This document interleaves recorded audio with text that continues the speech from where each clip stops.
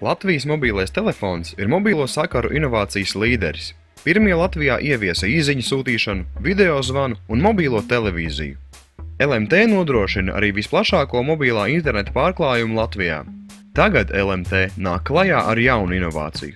Pirmie Baltijā uzsāk 4. paaudzes 4G mobilā interneta testus. Savukārt Liepāja ir kļuvusi par pirmo pilsētu Latvijā, kur šie 4G testi norisinās.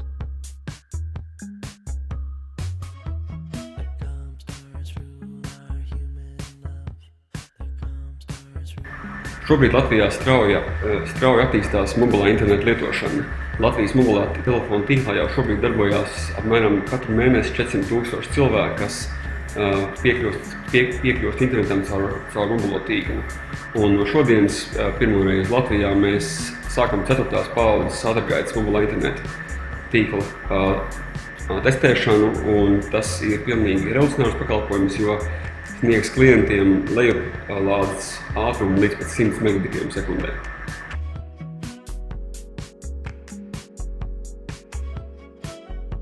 Jā, liels prieks par to, ka Latvijas mobilais telefons ir izvēlējies Liepāju, kur testēt jauno 4G tehnoloģiju.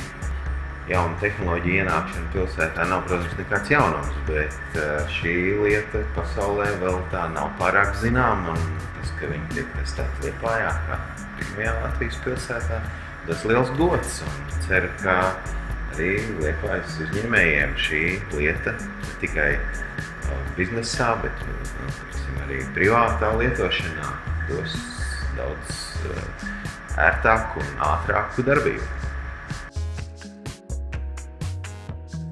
No 7. jūnija turpmākās 2 nedēļas 4G būs iespēja testēt ikvienam Liepājas iedzīvotājam un pilsētas viesim, kurš apciemos LMT Liepājas abonentu apkalpošanas centru.